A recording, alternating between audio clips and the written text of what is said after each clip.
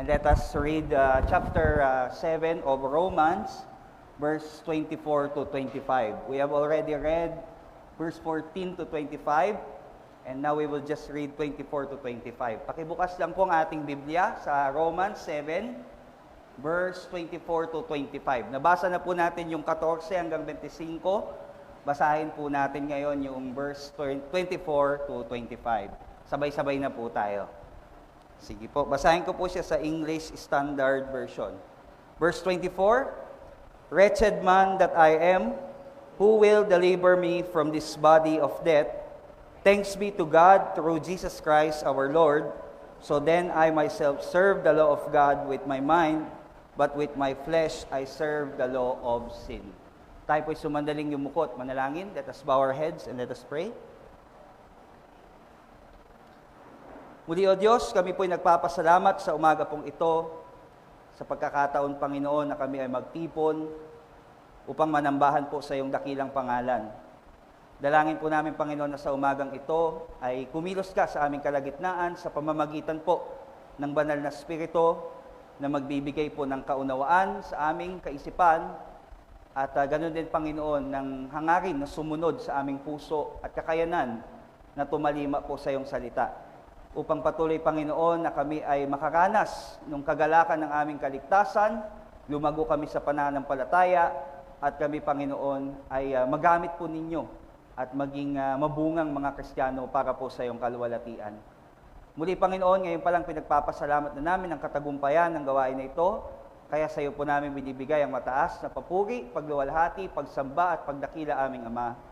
Ang lahat po ng ito ay sa pangalan ng Panginoong Jesus. Lahat ay magsabi ng Amen. So we can sit down. Okay, mga kapatid, ay panalangin niyo po ako at kailangan po natin itong ibahagi sa wikang Ingles tsaka sa wikang Tagalog na po, para yung atin po mga kapatid na kasamang nananambahan ngayon ay mapagpala din ng salita ng Diyos. So we are back to our sermon series on the book of Romans, and this time we are on chapter 7, verse 14 to 25.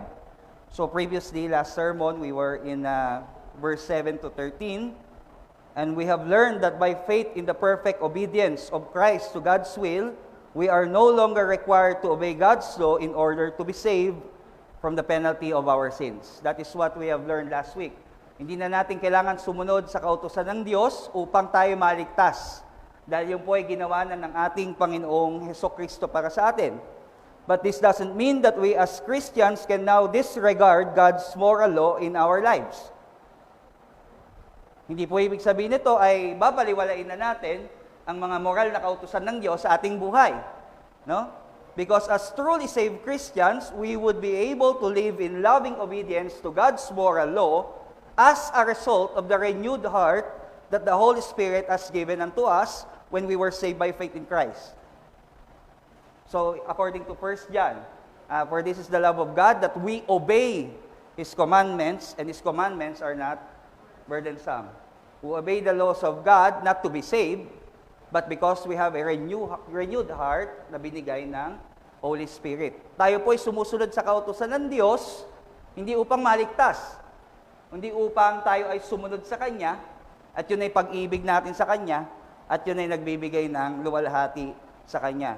So that was our preaching from last week. No? We were saved from the moral law, from the penalty of our violation of the moral law, and Christ saved us from that, and by faith in Him, we have a renewed heart. We will go back to the moral law, and we will obey it to glorify God. And today, in relation to the truth that the Christian has been given by the Holy Spirit, a new heart that lovingly and joyfully obey God's law, we will discuss the opposite experience of sorrow that the Christian suffers whenever they sin or violate God's law in their life. Tuwing tayo po'y nakakasunod sa utos ng Diyos, masaya tayo. Ngunit, ang pag-uusapan natin sa araw nito, yung kabaliktaran. Tuwing tayo ay lalabag sa utos ng Diyos, nakakaranas tayo ng pighati dahil tayo nagkakasala laban sa Kanya. The Christian life is both joyful and sorrowful. Parehas na ang Christian life is masaya May kagalakan, ngunit meron ding kalungkutan. As Paul mentioned in 2 Corinthians 6:10, sorrowful yet rejoicing. And where does our joy come from? No? Saan galing po yung joy na iyon? Yung joy pong iyon ay galing doon po sa katotohanan pag tayo po ay nakakasunod sa utos ng Diyos. At yung joy po natin, our joy comes from the truth that through Christ, we have been forgiven by God from our sins, we have been saved from eternal suffering in hell, and we have a blessed hope of eternal life with God. Doon galing yung joy natin, na tayo ay pinatawad sa kasalanan, naligtas doon sa kabayaran ng ating kasalanan, at tayo makakapasok sa buhay na walang hanggan. That is where our joy comes from. But the sorrow that we suffer as Christians comes from our violation of God's law. Whenever we sin, we experience sorrow. So, sorrowful, rejoicing, and sorrowful, the Christian life. So from our text today, Paul pours out his heart in a series of 4 laments, wherein he reveals the condition, the experience, the source, and the hope of the daily inner conflict that he and all other true Christians experience in their lives. Sa ating teksto po sa umagang ito, bubuhos po ni Pablo yung kanyang puso sa atin, sa kanyang karanasan, yung kanyang nararanasan po na pighati sa 4 po na tinatawag na lament o pagtangis. From verse 14 to verse 25, we can see 4 series of laments coming from Paul. He will give us the condition, the experience, the source, and the hope for the daily inner conflict that he and all other true Christians experience in their lives. Ito yung ating struggle sa araw-araw. Masaya ang buhay Kristiyano, ngunit may kalumbayan. Lalong-lalo na kung tayo ay nagkakasala laban sa Diyos. And we will discuss these 4 laments from Paul. Let's go back to the Bible, no? Paul's first lament in verse 14 to verse 16. Let's go back to our Bible, no? Tingnan po natin yung verse 14. In this first lament, Paul describes his condition. Sa una pong pagtangis na ito, ay nilalarawan ni Pablo ang kanyang kalalagayan, condition, kalalagayan, no?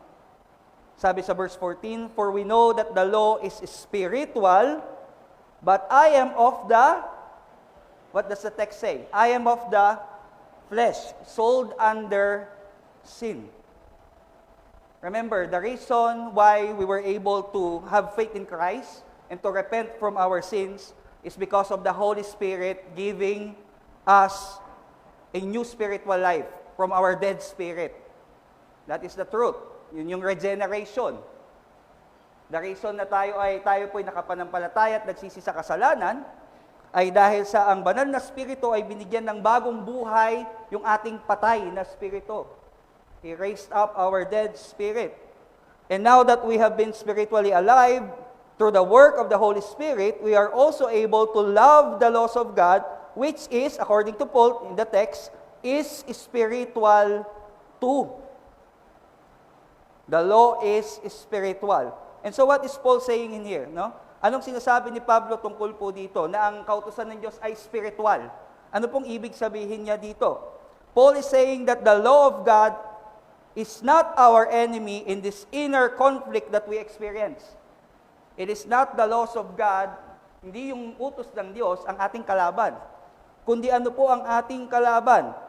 No, makikita po natin sa teksto din. So the law of God is spiritual, so it means it is not our enemy, but our ally in our Christian life. Kakampi po, hindi kaaway, ang kautusan ng Diyos. It is not the laws of God that causes us to sin. Rather, according to the text, it is our flesh, laman.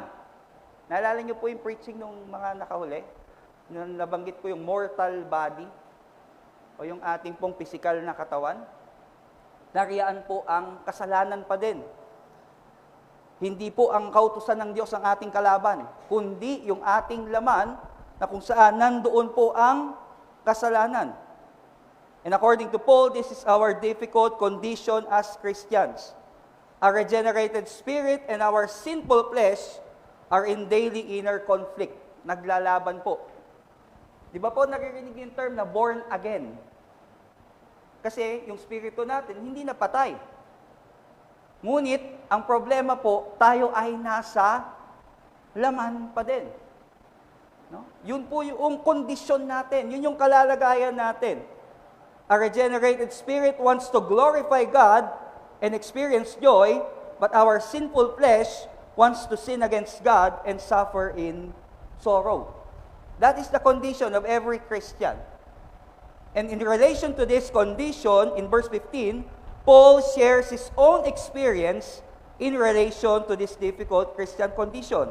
So he gives us the condition, yung kalalagayan. Ibinigay niya naman ngayon yung experience, yung karanasan. And in his experience, verse 15, basahin po natin, "For I do not understand my own actions. For I do not do what I want, but I do the very thing I hate." Hindi ko maintindihan ang aking ginagawa. Yung gusto kong gawin ay hindi ko magawa. Yung ayaw kong gawin ay siya kong nagagawa. He wants to obey God, but he finds himself disobeying God. He cannot understand his own action. Now, the fact that Paul desires to obey and hates doing what is contrary to God's law, this is an evidence that he is spiritually alive and is in the saving grace of God. Ano po, nakikita niyo po si Pablo dito. Meron siyang pagnanais na gustong gawin yung kalooban ng Diyos.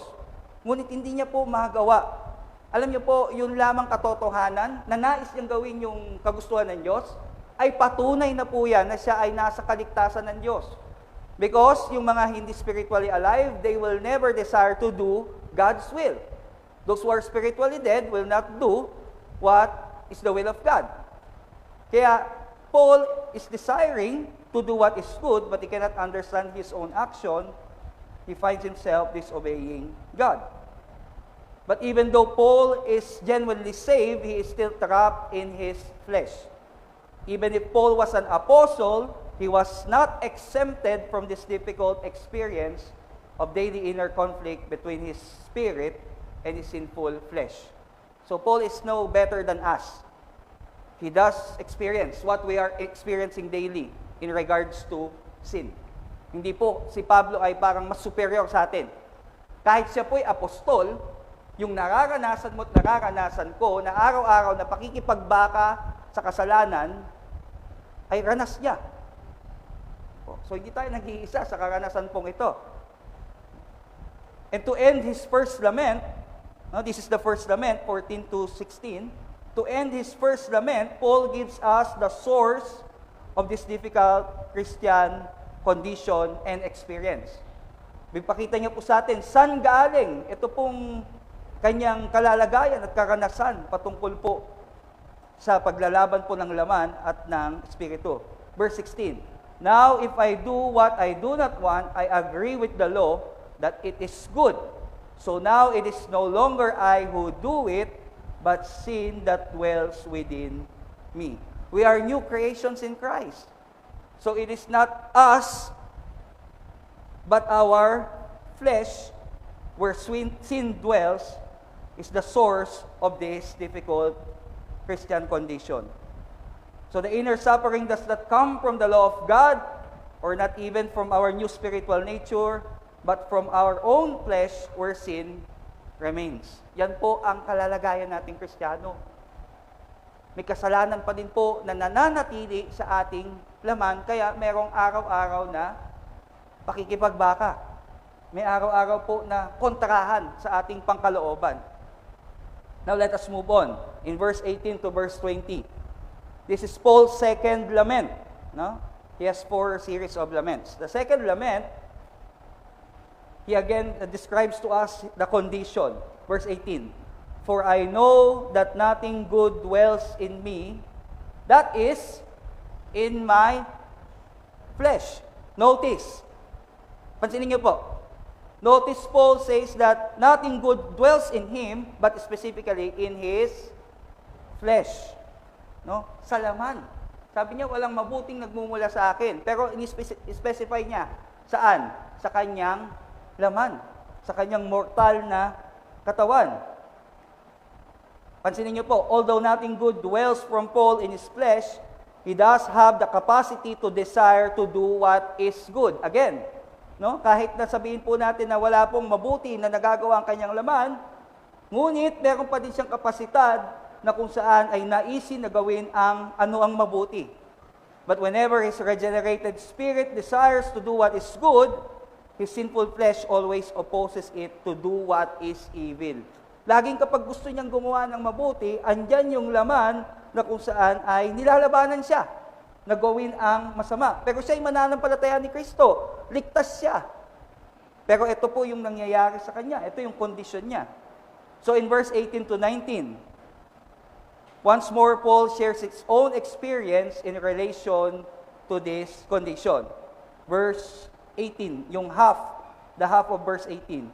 For I have the desire to do what is right, but not the ability to carry it out. Verse 19, for I do not do the good I want, but the evil I do want is what I keep on doing. Again, this is the second cycle. This is the second lament of Paul. And again, he shares his experience. He wants to do what is right and good, but he always finds himself doing what is evil. No, lagi pong natatagpuan ni Pablo ang kanyang sarili na gusto niyang gawin ang mabuti at ang tama. Ngunit lagi po niyang nagagawa kung ano ang masama. At maging tayo, nararanasan natin ito. And we experience this too as Christians. We desire to say what is true all the time, but we can't avoid lying. Tama po ba? Gusto mo magsabi ng tama sa lahat ng oras, ng totoo. Pero bakit hindi mo maiwas-iwasan sinungaling? Mayroon pang sinasabing white lies. Nararanasan ito natin, kagaya ni Pablo. We desire to give, but greed makes us ungenerous. Narinig natin na magbigay po tayo sa gawain ng Panginoon. Ngunit minsan, tayo po ay hindi nagbibigay, nagiging maramot. We desire to be pure in heart, but we are overcome by lust. Mga kalalakihan, di po ba? Sa ating mata tayo nasisila. Di ba? Kagaya ni Haring David, nais nating maging dalisay. Ngunit araw-araw, nandiyan po ang tukso. At di mo maiwasan na magkasala. We desire to serve the Lord, but worldly worries and pleasures averts us. Gusto natin maglingkod sa Panginoon. Kaya lang nandiyan lagi yung pangangailangan. May takot tayo na baka tayo po ay kapusin pag tayo naglingkod sa Panginoon. Andiyan po yung mga kabalahan, yung mga paglilibang, na ibes tayo ay naglilingkod sa Panginoon, ay namamasyal-masyal tayo, wala naman masama. Pero kapag tinatawag ka ng Panginoon na maglingkod at inuuna mo yung mga bagay na yan, wala kang panahon sa paglilingkod. Yan po yung nagaganap. Nagkakasala po tayo sa Panginoon. So like Paul, we do suffer from this inner conflict and the sorrow it brings into our life. Yung po yung pangalawa sa kanyang lament. And again, in verse 20, no, yung source, saan nagmumula ang bagay pong ito? Verse 20, now if I do what I do not want, it is no longer I who do it, but sin that dwells within me. Again, once more, according to Paul, the source of our inner suffering does not come from the law of God, not even from our new spiritual nature, but from our own flesh where sin remains. Yung pagtatalo sa kalooban natin, hindi ang may kasalanan dyan ay yung utos ng Diyos, hindi ang may kasalanan dyan ay yung ating bagong spiritual na katatayuan, kundi yung kasalanan na patuloy po na nasa ating laman. We move on to verse 21 to verse 23. Paul's third lament. No? Ikatlo po na pagtangis ni Pablo. So I find it to be a law that when I want to do right, evil lies close at hand. Again, he describes his condition, yung kanyang kalalagayan. According to Paul's observation, the inner conflict between his spirit and his flesh has become an unwritten rule or law that is inevitable in his life. Naging batas na. Tuwing gugustuhin kong gumawa ng mabuti, laging andyan yung pagkontra ng aking laman. For example, just as the natural law of gravity. The natural law of gravity will always pull us back to the ground, no matter how high or how strong we jump, we always fall. No? At kagaya po niyan, our sinful flesh will always oppose our spirit whenever we desire to obey God and do what is good. That is Paul's observation. It has become an unwritten rule that whenever he desires to do what is good, he finds himself opposing himself to do what is evil. And again, in relation to this condition, in verse 22 to verse 23, tignan po natin sa ating teksto, verse 22 to verse 23, "For I delight in the law of God in my inner being, but I see my members another law, waging war against the law of my mind." And this is the experience, no? He relates his experience to an ongoing or a waging war. Labanan. Meron pong pakikidigma sa kanyang kalooban. Kaya nga, this is why B.B. Warfield quoted, "The Christian life is not a playground, but a battlefield." So don't expect that when you become a Christian, bed of roses na. Once you become a Christian, you enlisted in God's army. And there will be an adversary.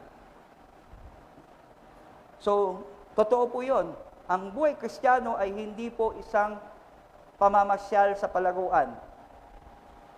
Kundi ang buhay Kristiyano po ay nilalarawan bilang isang lugar ng digmaan.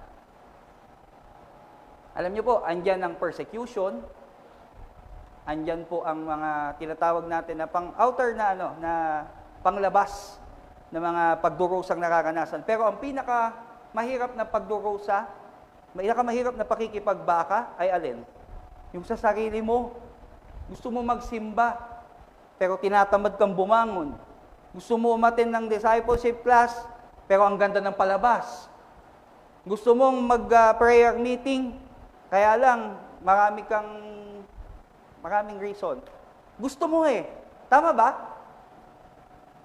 Kasi paulit-ulit ako dito nag-a-announce ng discipleship, evangelism. Gusto mo, alam ko gusto mo, kasi yung Espiritu ng Diyos ay nasa sayo, gusto mo. Kaya lang, merong laman na tumatalo sa'yo.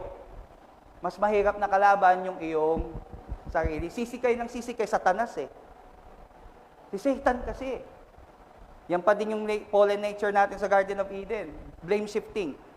We're always blaming Satan, but sometimes the problem is ourselves. Our flesh. Kaya tingnan nyo, this is Paul.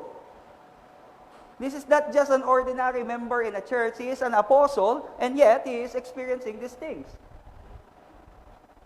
So we must be aware that there is an ongoing war, and we must be in our battle mode. But sometimes Christians are too complacent. No? Tayo ay pabanjing-banjing lang sa ating buhay Kristiyano. Hindi tayo seryoso sa ating buhay pang-spiritual. Kaya nga nagkakaroon po ng problema. Natatalo ka ng iyong sarili, ng iyong emosyon, ng iyong mga pita ng laman. May giyera pong, baka hindi kayo aware nasa gitna po tayo ng giyera. Nasa gitna po tayo ng pakikipagbaka. No? And so Paul ends his third lament again by repeating to us the source of this difficult Christian condition and experience. Verse 23, "And making me captive to the law of sin that dwells in my members." Again, ulitin ko po. "And making me captive to the law of sin that dwells in my members." Parang magtataka kayo dito. In the previous sermon, sabi ni Paul, we are already free from sin. And why is he saying that he is captive to the law of sin? Let us clarify this. Paul already has taught us in the previous chapters and verses in our sermon series that we are already freed from the bondage of sin. So we are freed from the bondage of sin in a sense that we do now have the desire and ability to resist the temptation of the enemy by God's grace. And in the other sense, that we are no longer going to suffer sin's eternal consequence in hell. That is what Paul means when he says that we are already free from the bondage of sin. Wala ka na ngayong, hindi ka na ngayong alipin, may kakayanan ka ng labanan ang kasalanan. Dati, sinusundan lang natin siya. Pero ngayon, we have the ability, we have the desire to fight sin. Because we are already free from the bondage of sin. And we will not suffer the eternal consequence of hell because of sin. That is what Paul means when he says that we are freed from the bondage of sin. Now, what is he saying right now? Yung captive to the law of sin, Paul is not contradicting himself when he is saying that he is captive to the law of sin. What Paul means here is that he is captive to the law or principle that as a saved Christian, he will experience the frustration of desiring to fully obey God in his life, but sin will still prevent him from doing so. Ano po ibig sabihin, kapatid? Yung sinasabi niyang law, yung sinasabi niyang captive siya sa law of sin, hindi sa sin mismo, kundi doon po sa katotohanan na mabubuhay siya sa mundong ito na nais niyang sumunod sa Diyos, ngunit siya ay magdurusa dahil kahit anong gawin niya ay hindi niya mapeperfecto na sumunod sa Diyos dahil nandyan yung kanyang laman na kung saan ay pinipigilan siya. Yun yung sinasabi niyang captive from the law, not sin, law of sin. Yung batas, yung unwritten law, na kung saan ay tayong mga Kristiyano, nanaisin natin, nanasahin natin, na mabuhay, na sumusunod sa Diyos. Ngunit hindi natin magagawa itong perfect. Hindi natin mapeperfecto ito. And from that, we will suffer sorrow hanggang nabubuhay tayo sa ating mga laman. So that is what Paul means when he say, making me captive to the law of sin. He is captive to the law or principle that as a saved Christian, he will be prostrated he will have the desire to fully obey God in his life, but sin will prevent him from perfectly obeying God's will. No? Because he is still trapped in his mortal body or flesh. And so finally, according to Paul, the source of our inner suffering, again, does not come from the law of God or our new spiritual nature, but from our flesh, where sin is dwelling. No? So for the last part, verse 24 to 25, and this is Paul's final lament. Yung huli po na kanyang pagtangis. And this final lament is the most intense, pinakamatindi. Pag tinignan niyo yung Bible niyo, may capital, exclamation point pa, no? So Paul's final lament is the most intense because he expresses anguish by calling himself a wretched man. This is the Apostle Paul, and he's calling himself a wretched man. Sabi po diyan, who will deliver me from a wretched man that I am? Many have criticized Paul. Many have criticized that this was unbecoming of Paul as an apostle, to call himself as a wretched man. Sabi nila, parang hindi naman apostol to, si Pablo. Kaya nga, di ba, may mga opposition siya, may mga false teachers na binabanatan siya.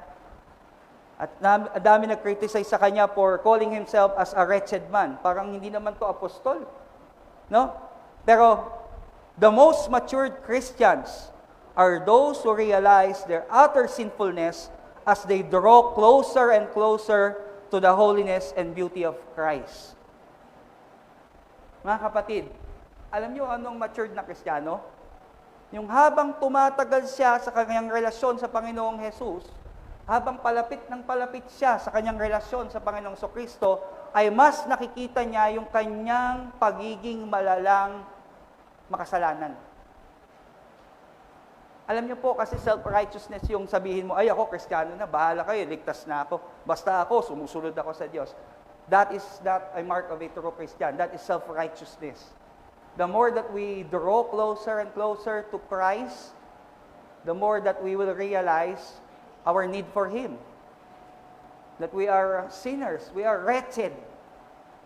May nagsaway po sa akin noon dati, nag-preach ako sa Bicol. This is a seminar. At may isang pastor doon na nagsabi na, huwag mo tawagin yung sarili mo bilang makasalanan. Kasi may part doon na sinabi ko, na tayong mga pastor ay mga makasalanan lamang na niligtas ng Diyos. At biniyayaan lamang tayo na tayo ay bigyan ng panawagan na manguna sa iglesia. Pero tayo makasalanan din. May isang pastor na lumapit sa akin after the conference and he said that you should not call yourself as a sinner. No? Huwag mong tawagin ang sarili mo bilang kasalanan. Niligtas ka na ni Kristo. That is true, yes. Totoo po yun. But still, we agree with Paul that we are sinners and saints at the same time. Sabi ni Martin Luther, di ba? Simul justus et peccator. Sinner and saint at the same time. Yun yung kalalagayan natin. So, hindi tayo magiging self-righteous na ako ay okay na. No. The more that we draw closer to Christ, mas lumalalim ang ating relasyon kay Kristo, ay mas nakikita natin yung ating pagiging malalang mga makasalanan. Kasi Paul, although he is an apostle, he called himself as a wretched man. And after this cry of anguish from Paul, he asked an important question that he already knows well of the answer. Sabi niya, who will deliver me from this body of death? Nagtanong siya ng isang mahalagang tanong na kung saan ay alam niya naman kung ano yung sagot. Ito yung maganda dito sa lament na ito, sa katapusan pong ito. Alam niyo po, in Tarsus, where Paul grew up, a certain tribe practiced sentencing a convicted murderer of a gruesome execution. That is why he said here, who will deliver me from this body of death? Sa lugar po ni Pablo sa Tarsus, meron silang uri ng pagpaparusa. They have this kind of execution in Tarsus, wherein the corpse of the slain person was lashed tightly to the body of the murderer and remained there until the murderer himself died. Itatali po yung patay, kung ikaw yung namamatay tao, nahuli ka, itatali ka dun sa patay ng mahigpit. At ikay lalatayan at magkakasugat ka, tama? And then after that, tapos kay itali kasama ng iyong pinatay, in a few days, which doubtless seem an eternity to the convicted man, na parang napakatagal, the decay of the person he had slain infected and killed him. This is a practice in Tarsus. Maybe this is what Paul had in mind when he said, who will deliver me from this body of death? Maybe yun yung naisip niya. Kasi mula ito sa kanyang tinatawag na lugar, no? And perhaps Paul had such torture in mind when he expressed his yearning to be freed from the body of this death. Sa itong katawan pong ito. Nakakanasan niyo po ba yung mga kapatid? Gusto niyo nang kumawala sa katawan lupa na ito, na natatakot, na nalulungkot, na nagkakasakit, na nagkakasala. Yan ang puso ni Pablo. Nais niya na makawala sa katawan pong ito. In verse 25, Paul answers his own question without hesitation. Ang tanong niya, di ba? Who will deliver me from this body of death? And his answer is in verse 25. Thanks be to God through Jesus Christ our Lord. Sabay-sabay nga po natin basahin verse 25. Ready? Verse 25. Thanks be to God through Jesus Christ our Lord. And that is the answer to Paul's question.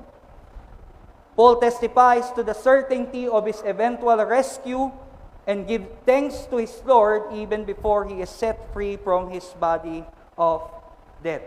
Nagpapasalamat na si Pablo kasi alam niya na mula sa katawan na ito ay hindi siya mananatili. May kasiguraduhan ng kaligtasan mula po sa kanyang katawan na kung saan ay nandoon ang kasalanan at ang kamatayan. When we had faith in Christ, the Holy Spirit gave life to our dead spirit, and our Heavenly Father forgave our sins and saved us from the eternal torment from hell. Nung tayo nanampalataya kay Kristo, yung espiritu mo ay binuhay ng banal na Espiritu. Yung kaluluwa mo, niligtas sa impyerno. Ano po? Both our spirit and soul were saved right away the moment we had faith in Christ. Nung tayo nanampalataya kay Kristo, naligtas na yung espiritu at kaluluwa natin.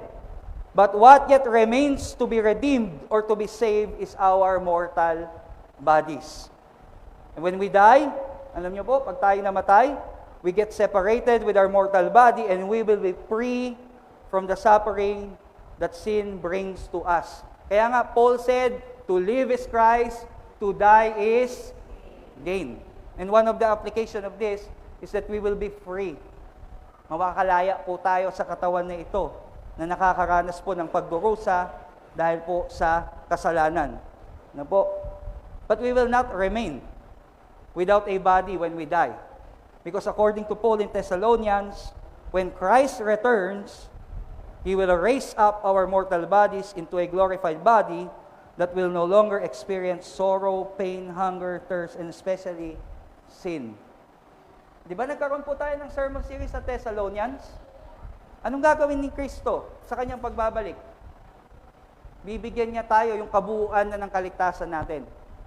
Kasi sa ngayon po, ang siguradong na-redeem na ng Panginoon ay ang atin pong spirito at kaluluwa. Yung spirito mo ay hindi na patay, binuhay niya yan. Ang yung kaluluwa ngayon ay hindi na magdurusa sa impyerno. Ngunit yung katawan natin, lahat ng pagdurusa na ating nararanasan ay nandito sa mortal na katawan. Kaya nga sa Kristiyano, ang kamatayan ay isang bagay po na kasiya-siya. Tama ba? Sa mga mula sa sanlibutan, pag namatay sila, parang katapusan na ng lahat. Takot na takot sa kamatayan. Pero dahil na kay Kristo po tayo, yung kamatayan ay isang bagay po na kasiya-siya. Bakit?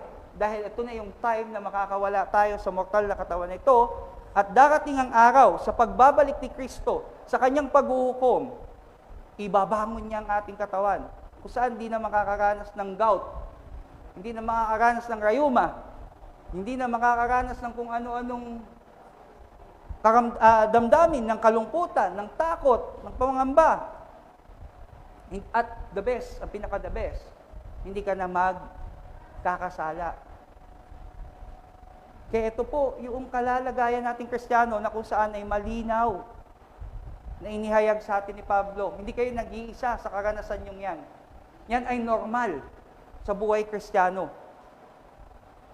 So, according to Paul, yun nga po, na sinasabi sa kanyang sa kanyang 4 series of lament, he ended in the exaltation of the glorious hope that he has in Christ. Natapos si Pablo sa kanyang 4 na lament, 4 na pagtangis, he ended, natapos siya sa pagluluwalhati kay Kristo at sa maluwalhating pag-asa na meron siya kay Kristo at meron din po tayo. So this is the gospel. We have all violated God's law. From violating the 9th commandment of lying to violating the 6th commandment of murder, we are all guilty. And God has one punishment for all, and that is eternal suffering in hell. And to make matters worse, we cannot save ourselves by doing good works, because we are already proven guilty and we already have a sentence. And according to the prophet Isaiah, all our good works are just filthy rags before God. And so if we believe that we can be saved by our own good works, we are saying that God, who is righteous judge, can be bribed with filthy rags on the day of judgment to think that we can be saved by our good works. So this is the bad news. Man has nothing in his ability to save himself from God's coming judgment. But the good news is our Lord Jesus Christ. According to the hymn that we are singing, He is our only hope. He paid for the penalty of our sins through His death on the cross so that we can be saved from eternal judgment.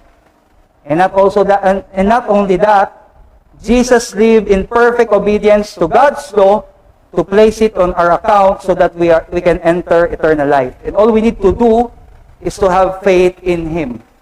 A kind of faith that turns away from sin and a kind of faith that follows His will for our lives. So today is not an accident. If you are here for the first time, this is the first time you heard about the gospel, come to Christ in faith before it's too late. He is our only hope. Ayan po ang katotohanan. Lahat tayo nagkasala. Pagpatay man yan o simpleng pagsisinungaling, nagkasala po tayo laban sa Diyos.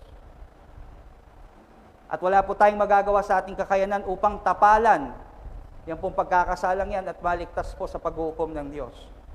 Kahit anong buti ang ating gawin sa ating buhay, tayo po ay may sentensya na.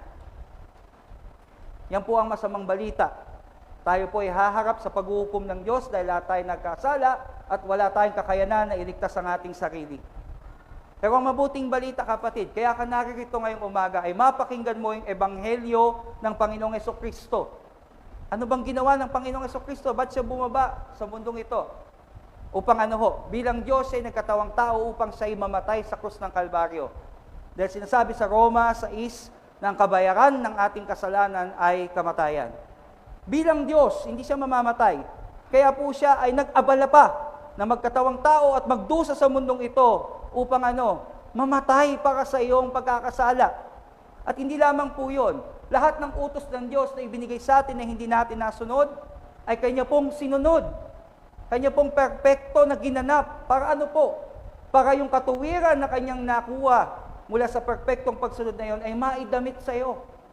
Na walang katuwiran. Dahil ang hinihingi po para makapasok sa buhay na walang hanggan, ay ang katuwiran. Kaya ngayon, dalawang bagay pong yan, ang Kanyang kamatayan sa krus at Kanyang perpektong pagsunod sa kautusan ng Diyos, yan po ay makakamtan mong pagpapalang niya ng kapatawaran, kaligtasan at buhay na walang hanggan kung ikay mananampalataya sa Kanya. At pag sinabi pong pananampalataya, ang pananampalataya po na tumatalikod sa kasalanan at pananampalatayang susunod sa Kanya. Kaya nga may mga Biblia po tayo na binabasa, inaaral, sinasapamuhay dahil yan ang paraan paano makasunod kay Kristo. Marami pong nagsasabing nananampalataya sila kay Kristo. Gusto nila ang kaharian ng Diyos. Ngunit ayaw po nila yung krus na pinabubuhat ni Kristo. Ang tunay na pananampalataya po ay may pagtalikod sa kasalanan at may pagsunod kay Kristo. Kaya bago mahuli ang lahat, kapatid, habang may buhay ka, tandaan mo na ito ay hindi nagkataon. Tinatawag ka ng Diyos. Tinatawag ka ng Diyos na manampalataya sa Kanyang bugtong na anak, ang Panginoong Hesukristo, para ikaw ay maligtas at magkaroon ng buhay na walang hanggan. Gawin mo ito bago mahuli ang lahat. Si Kristo lang ang iyong pag-asa. And to end this morning, for our covenant members, this is the application for the preaching. No? This is the challenge for those who are in Christ. For the Christians, for the believers of Christ, this is our challenge. Let us walk by the Spirit so that we would not gratify the desires of our flesh. Actually, yan po ay talata. You can find that in Galatians chapter 5, verse 16. But I say, walk by the Spirit, and you will not gratify the desires of the flesh. Alam niyo po, too much entertainment, compromising with unbelievers, being too busy with worldly pursuits, will make our flesh stronger than our spirit. Yung sobra-sobra pong pagdidibang, yung pakikisalamuha o kompromiso sa mga di mananampalataya, pakikipag-umpukan sa di mananampalataya, at yung pong tinatawag nating masyadong pagiging abala sa mga gawain sa sanlibutan, yan ang magpapahina sa iyong spirito. Kaya huwag ka nang magtaka kung araw-araw ay madalas ikaw ay nahuhulog sa pagkakasala. Kung anong pinapakain mo sa iyong sarili, kung makamundong bagay ang pinapakain mo sa iyong sarili, lalakas ang iyong laman. Ngunit kung tayo po ay magkakaroon po ng daily meditation of God's Word, regular prayer time, consistent fellowship with our fellow believers, and also yung active obedience to the Great Commission, we keep in step with the Holy Spirit, which will make our spirit stronger against the desire of our flesh. Yung mga spiritual habits po, yung mga pang-spiritual na gawi ay napakahalaga. Yung araw-araw na pananalangin, araw-araw na pagbubulay ng salita ng Diyos, yung pakikisalamuhan natin sa kapwa Kristiyano tuwing may pagkakataon, at yung partisipasyon natin doon po sa pagbabahagi ng Ebanghelyo, yan ang mga gawain na magpapalakas po sa ating espiritu. May isang ilustrasyon po, may dalawang aso nag-aaway. Aso, nag-aaway sila. Kung tanungin ko po kayo ngayon, sinong mananalo doon sa dalawang aso na nag-aaway? Hindi nyo masasagot kasi kulang yung impormasyon. May dalawang aso lang nag-aaway eh. Sinong mananalo? Ang hirap sagutin, di ba po? Kasi kulang yung impormasyon. Yung isa pong aso ay gutom. Yung isang aso ay busog. Sino mananalo? Yung busog. Kasi yung gutom ay mahina. There are two dogs that are fighting. Who will win? The other is starving, the other is full. So who will win? Sino mananalo? Yung busog. Ikaw ngayon, kamusta? Busog ka ba? Tanong mo sa katabi mo.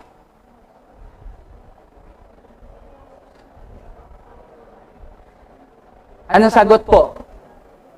I ask them to ask each other, are you starving or are you full? Ang tanong, second question, kung busog ka saan? Mobile Legend? Netflix? Pasyal-pasyal? Or busog ka sa Word of God?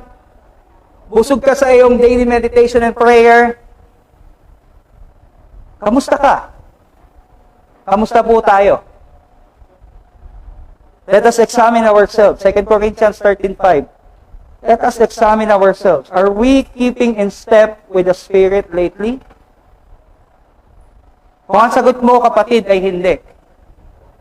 If not, God is faithful to forgive us and to provide for us the grace that we need to overcome our flesh.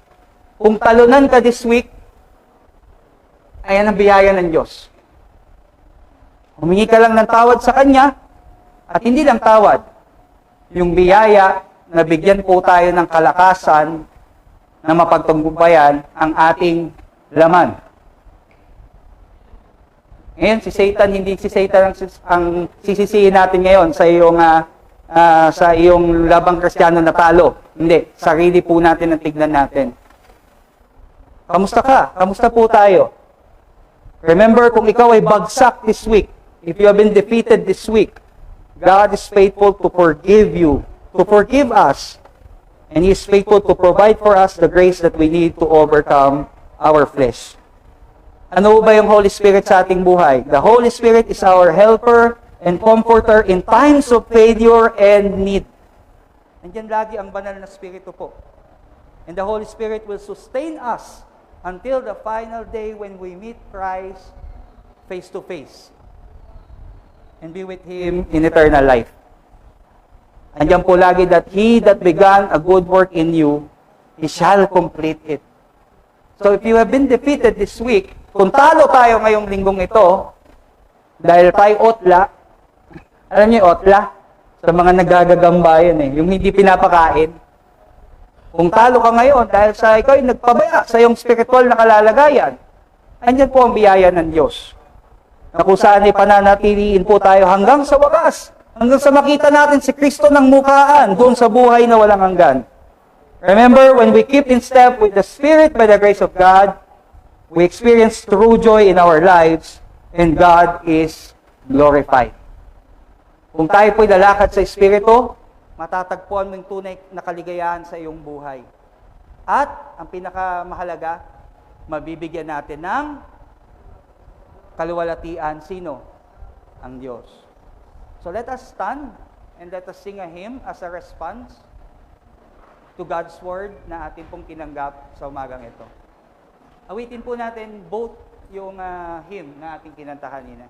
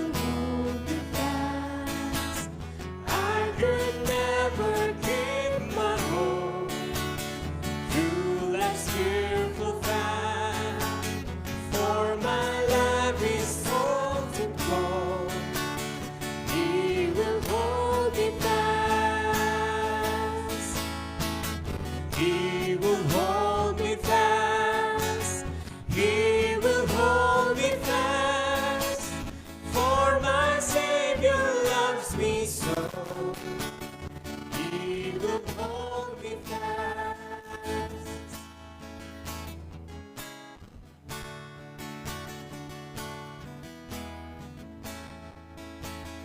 Those He saves are His delight. Christ will hold me fast, precious in His holy sight. He will hold me fast. He'll not let my soul be lost. His promises shall last. Walk by Him at such a cost. He will hold me fast. He will hold me fast. He will hold me fast. For my Savior loves me so. He will hold me fast.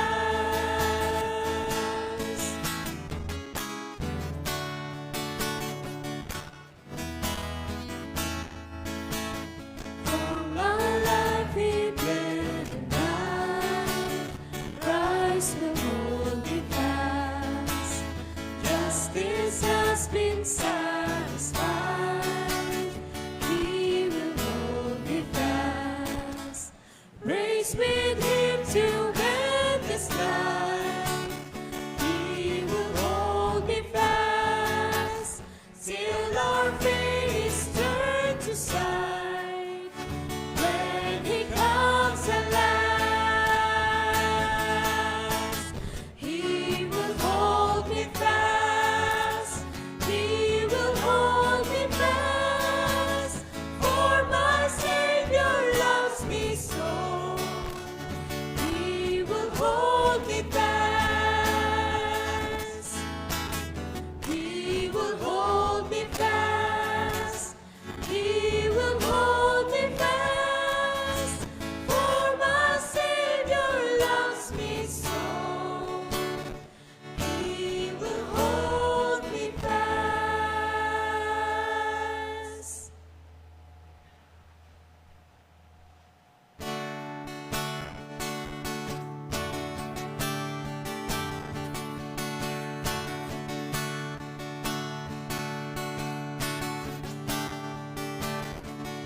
What gift of praise is Jesus my Redeemer? There is no more for heaven now to give. He is my joy, my righteousness and freedom, my steadfast love, my deep and boundless peace. To this I hold, my hope is only Jesus. For my life is fully bound to His. Oh, how strange and divine, I can see all is mine, yet not I, but through Christ in me. The night is dark, but I am not forsaken. For by my side, the Savior He will stay. I labor on in weakness and rejoicing. For in my need, His power is displayed. Through this I hope my Shepherd will defend me. Through the deepest valley He will lead. All the night has been won, and I shall overcome, yet not I, but through Christ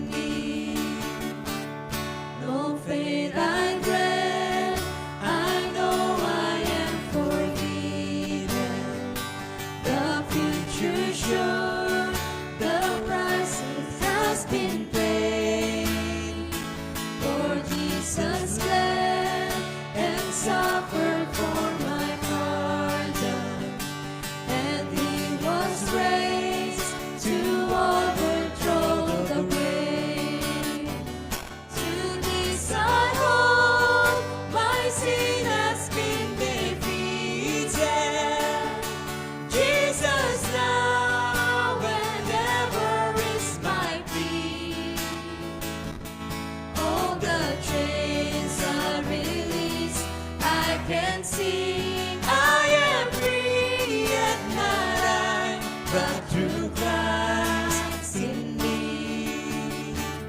With every breath, I long to follow Jesus, for He has said that He will bring me home.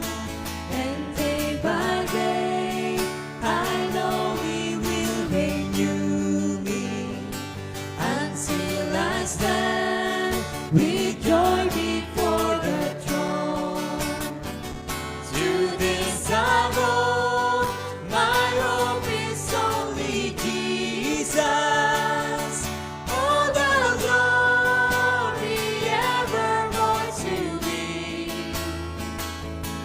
When the race is complete, still my lips shall repeat, yet not I, but through Christ in me. To this I hold, my hope is only Jesus. All the glory evermore to Thee. When the race is complete, still my lips shall repeat, yet not I, but through Christ in me. When the race is complete, still my lips shall repeat, yet not I, but through Christ in me.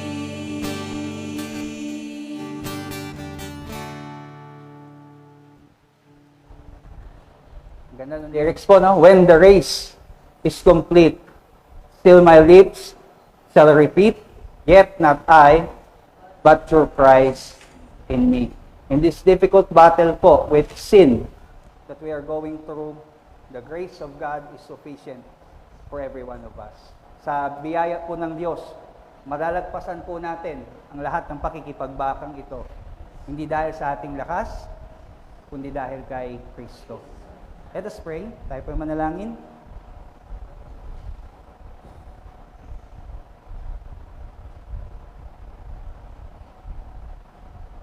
Heavenly Father, Lord, we thank you for the grace that we have received this morning. Thank you for reminding us of the glorious truth that our only hope is Christ. Thank you for reminding us that through the power of the Holy Spirit, we would be able to overcome all the challenges, all the trials that you would allow in our lives, so that we would draw closer to Christ, so that we would grow in faith, and we would be fruitful in your ministry. Salamat, Panginoon, dahil araw-araw po kami ay nakikipaglaban sa aming mga sarili, Panginoon. Pero salamat, Lord, sa pagpapaalala na hindi namin ito kaya, Panginoon, kung wala ka sa buhay namin. Alam po namin, O Diyos, na hanggang wakas, Panginoon, simula hanggang wakas po na aming Kristiyanong pamumuhay, ay ikaw po ang magpapanatili sa bawat isa sa amin.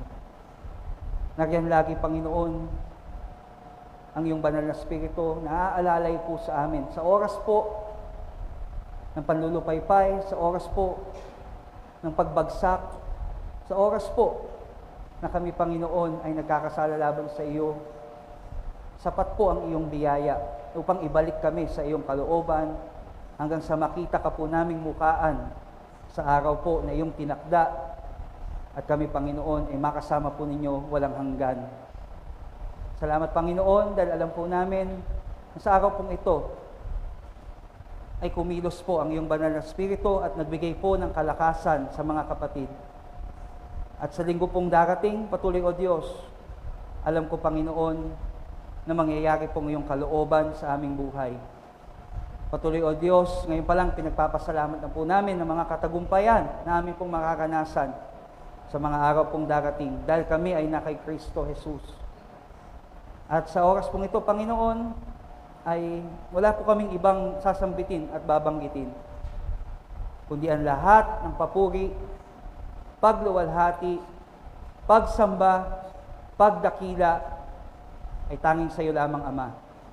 At ng lahat po ng ito ay aming itinataas sa aming pong tagapagligtas at Panginoon, walang iba, kundi ang aming Panginoong Hesus. Kaya Panginoon, sa umagang ito, sa iyo ang papuri, sa iyo ang pagluwalhati. Ang lahat pong ito ay sa pangalan ng aming tagapagligtas at Panginoon, ang aming Panginoong Hesus. Lahat ay magsabi ng